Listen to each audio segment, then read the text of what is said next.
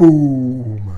Hello, welcome back. So I've just done a video about learning Reiki. This video is going to be about if you're thinking about learning Reiki but you're not too sure, then I've just had a cup of tea, sorry. It's gone cold, so I've just gulped it. So if you're not too sure or you want more information about Reiki, then I've got a couple of books here that I would advise you to get.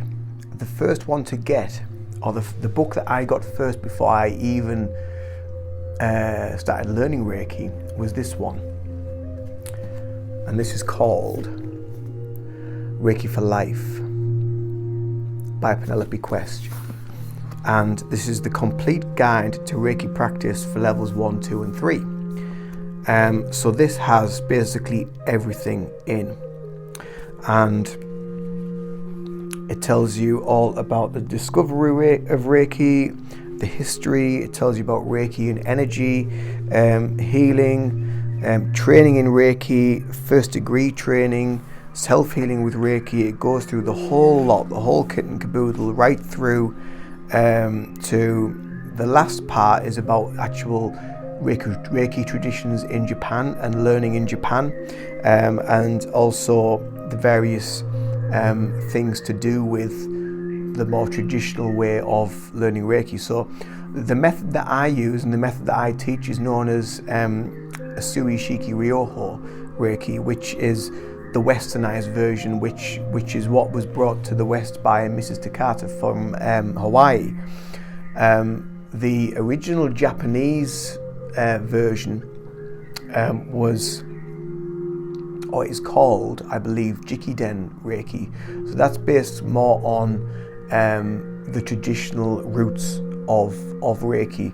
And you're probably thinking, well, how can there be different types? Surely it's all the same thing. Well, it is basically. It's all the same thing. It's all the same energy. There is different forms, there is different modalities, there's different names for different types of Reiki. But for me personally, it all comes from the same place. It all comes from source. It all comes from the universe, from spirit, whatever you want to call it. And there, like I said, there's many different forms of Reiki. Some people claim one to be more powerful than the other. I just think, for me personally, I class it all as the same thing, and I don't like to use, there shouldn't be any ego involved with regards to this. It should be a case of, okay, so you want to heal, right, okie dokie, we're going to do Reiki, or we'll do this, or we'll do this modality, you know. But for me personally, it's all the same thing. It all comes from the same place. So that would be for you. If you're interested or you're thinking about learning Reiki, then get that book, Reiki for Life. That was the first book that I got before I even started learning Reiki, and I'd read it. It's really easy to read, and I'd read it before I even went in for my lessons, for my training. It shows you all the hand positions. It shows you when you go into level 2, it shows you all the different symbols that you can use once you're attuned to level 2. Bearing in mind that the Reiki symbols, although we class them as sacred symbols, and they are sacred, there was some confusion originally with the word sacred, and people thought it meant secret, but it doesn't. It's sacred. Secret and sacred are two totally different things. Secret is something that should be hidden. Sacred is something that should be used with respect, and it's almost got like a holy, godlike feeling to it, and it should be respected, and you should be respectful with it, and not just kind of throw it around here, there and everywhere. So yeah, it's a fine line, and it's a balance. But yeah, that's the first book I would get, if I was, or what I did get, because I was interested about learning Reiki, and it was advised for me to get it by my Reiki master, and I read it, and so I knew I was past the level 2 in the book when I did my level 1, so I knew what was to come for level 2. So level 1 was kind of like Ken kept calling me Hermione because I was kind of like, I knew a lot of the stuff already because I've already done my research and I'd already read about it, and I just absorbed myself in the knowledge of Reiki and what it can do and how it can help various things. And the book that, if you learn Reiki with me, the book that you will get with your course, the course fee that you pay for, part of it will go towards this. And this is the Reiki manual, again by Penelope Quest, but this is a training guide for Reiki students, practitioners and masters. It's very much like, it is similar to Reiki for Life, but it's more on the teaching side. Reiki for Life is basically more about telling you about Reiki and how it can be used for the various things, and how you can use it, and what it is and where it comes from, and all that sort of stuff. The Reiki manual is for actual people that are now attuned to Reiki and want to delve that little bit deeper with their knowledge. And it's also, like I say, it's also for Reiki masters to use as a guide for training and for teaching. Some Reiki masters like to write up their own Reiki manuals. My Reiki master did. I know other Reiki masters that write up their own Reiki manuals as well. Some Reiki masters and some teachers just give people a piece of paper with a few notes on, and for me that's not enough. You need more in-depth information, you need more guidance, you need more assistance when you're starting to work with this. And although yes, it's very simple and it's easy and it's basic and it's all about intention, you can go quite deep with it. When you start getting the Reiki bug, then you will start going quite deep with it, and you will want to know more, learn more and understand more. So with the Reiki manual, if you learn Reiki with me, then you will get a copy of that. And this is actually heavier reading than the Reiki for Life book. This is heavier. It's not physically heavier, but it's heavier information, because like I say, it's more in depth and it's more to do with the training. So with me as well, I will be teaching obviously level 1, level 2, and then level 3 for me, I teach Reiki master and teacher together. All courses will be over a weekend, so it'll be over 2 days.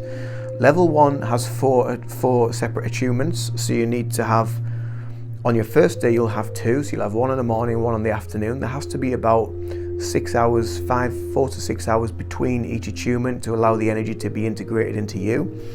On the second day you'll get your second lot of attunements, and then you will be a vessel for Reiki, and you'll be able to channel it fully and use it for yourself and for your friends and family once you've learned about the Reiki.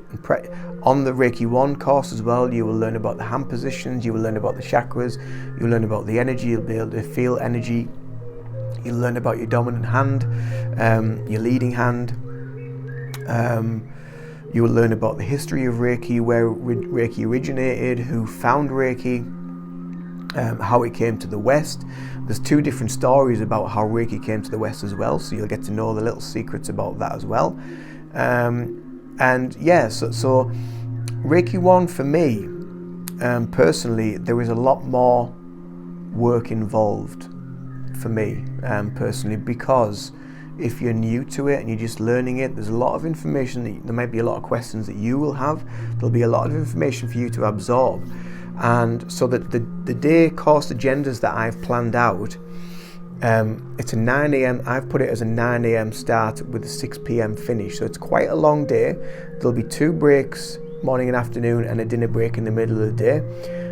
Depending on how the day goes, how many people are on the course, how many questions that you may have, and all that sort of information, then will dictate how long the day will go. But I will try to be as clear and as concise as possible with regards to that. So between Reiki 1 and Reiki 2, I would say to leave 4 to 6 months, roughly, just to allow you to work on your own healing, practice, do your 21-day cleaning cycle, which is what happens after each attunement. So after your first 4 attunements from Reiki 1, you'll go through a 21-day cleansing cycle. the cleansing cycle is basically where you try to drink lots of water, you try not to eat too much processed food, you try to eat a healthier diet, try to stay away from alcohol, from meat, from smoking. Because basically you want your body, you want your energy in your vessel to be a channeler of pure energy, of good energy, and you don't want to be sort of incorporating all that stuff in, because when you start bringing alcohol and smoking and things like that into your healing practice, you're lowering your vibration, so you're working against the energy. So if you let all that go and you drink plenty of water and flush all the toxins through your body and eat a healthy diet, then your vibration will lift a lot easier. It'll be a lot easier for that to happen, and you won't create as much work. Also, I mean, everybody's different, so everyone will react differently to Reiki and being attuned to Reiki. Some people will have kind of quite big emotional outbursts, or there might be a lot of happiness, there might be tears, there might be a lot of joy, there might be releases of anger or bouts of frustration or anything like that, you know. And this is all stuff that's being purged, it's being released as you go through the attunement process, so don't be afraid of that. There are other things that can happen after the attunement as well. So for me personally, what started to happen for me was my ears started ringing a lot, and as the attunement went through, it started off a lower pitch, and when I got into level 2 it seemed to go up, went to Reiki Master, went right up. Everybody's different, and everybody's body will react differently to the energy, but it is a beautiful, beautiful, gentle healing modality that works for your highest good. And it really is interesting. It's an interesting journey of connection, and I teach one-to-one as well, it'll be groups, but it'll be one-to-one teaching in that group, if you get me. So I'm going to teach probably a maximum of 4, with a minimum of 2, but I will do one-to-one as well if need be, and then you can just practice on me. But I like to do a minimum of 2, then you've got someone to practice on during your course as well. Plus it gives you a little bit of social connection with someone else to make the day a little bit easier as well, someone to talk to, as well as being able to talk to me and asking me any questions. So yeah, that's basically about what you will discover on level 1, and then like I say, the 21-day cleansing period, and then leaving 4 to 6 months before you do level 2, just to give your body, your physical body, chance to recover and heal from anything that the Reiki has released from you that you no longer need. And that is why your vibration shifts. That's why it starts to raise, because not only with being integrated with the Reiki energy, with doing the 21-day cleansing period, and also eating good foods, good wholesome foods, and drinking lots of water, you're cleansing away and shifting anything that you no longer need. And that's why your vibration lifts and raises to a higher frequency. So that is a little bit about Reiki 1. There's a lot more to it, but that's kind of a quick overview for you guys to be aware of for your Reiki 1. So this is going to be obviously on my YouTube channel, but I'm also going to put this video onto the website. So if you're on my website now, hello. And yeah, that's a little bit about Reiki 1, and if you want to learn Reiki. So much love, take care of yourselves, bye for now, bye bye.